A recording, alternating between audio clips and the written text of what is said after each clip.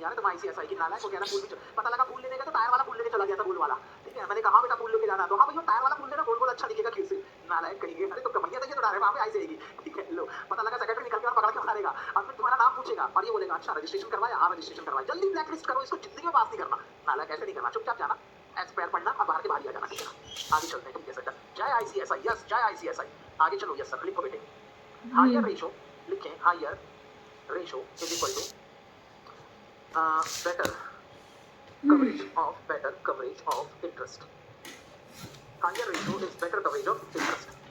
इसी के आगे लिखें this ratio, यहाँ पे लिखें explain, इसी के आगे लिखें बेटे, इसी के नीचे लिखें explain debt servicing efficiency. Higher ratio is equal to better coverage efficiency. इसी के आगे लिखें debt servicing agency. coverage ना, कंपनी वाला नहीं समझा बेटे, बहुत सिंपल लिखने अपने आप। जितना तो ज्यादा गड़बड़ रेशो होगा किया आप मैंने, अपने इंटरेस्ट के खर्चों को उतना एफिशिएंटली पे कर पाएंगे, क्या गड़बड़ आपकी किया डेट्स को ऑनर है। करने की कैपेसिटी उतनी ज्यादा होगी, अपनी उधारी को अरे पेमेंट करने यार, की कैपेसिटी आपकी उतनी ज्यादा होगी, coverage ऐसा माना of जाएगा। ठीक है interest, सर बी वाला नहीं समझा बेटे, बी वाला अरे सीधा सीधा यार हिसाब क्या किताब लिखा था यहाँ पे, कैपेसिटी उतनी ज्यादा होगी, अपनी explain debt servicing efficiency, ratio is equal to भागो मत, बेटर कवरेज ऑफ इंटरेस्ट। अरे दैया, higher ratio is better coverage of interest, इसी के आगे लिखें दिस रेशो, यहाँ पे लिखें एक्सप्लेन, इसी के आगे लिखें, इसी के नीचे लिखें explain debt servicing efficiency, debt servicing Explain. Efficiency, debt servicing इसी के आगे लिखें डेट सर्विसिंग एजेंसी।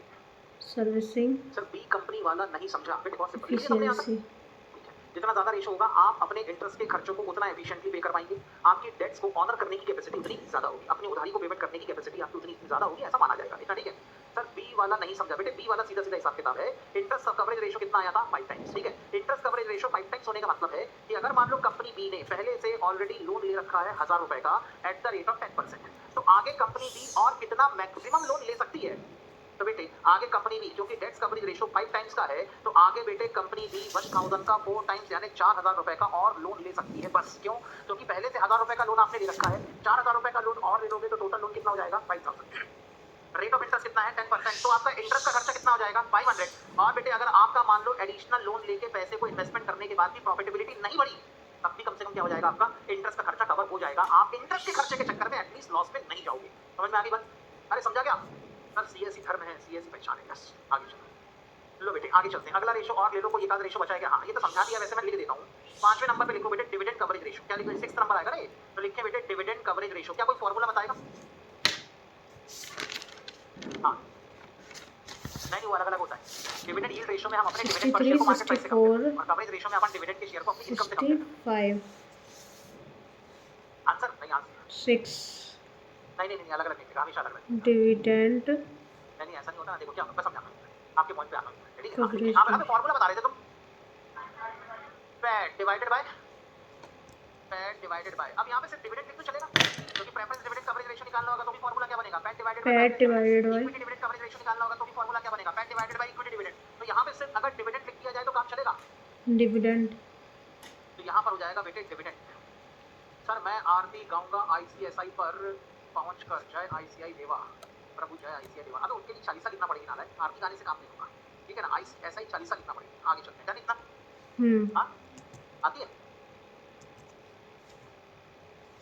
अच्छा मतलब किसी टीचर ने बना दी होगी अपनी क्रिएटिविटी लगा के। अच्छा ऐसा भी है क्या? ये सही है।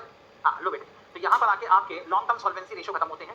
ठीक है, यहाँ पर आके क्या खत्म हो गए बेटे आपके लॉन्ग टर्म सॉल्वेंसी रेशो। तो लॉन्ग टर्म सॉल्वेंसी रेशो के अंदर कौन कौन से रेशो है, नाम थोड़ा सा याद रखना पड़ेंगे कि कौन सा रेशो किस कैटेगरी में जाता है, क्योंकि अक्सर इससे रिलेटेड कुछ क्वेश्चन एग्जाम में देखे गए हैं। ठीक है, शॉर्ट टर्म सॉल्वेंसी रेशो में कौन कौन से रेशो काम के हैं, करंट रेशो और क्विक रेशो। ठीक है, लॉन्ग टर्म सॉल्वेंसी रेशो के लिए कौन कौन से रेशो काम के हैं, debt equity ratio, capital debt equity ratio का formula debt upon equity. Debt के अंदर क्या लोगे, long term loan, short term loan की सारा कुछ।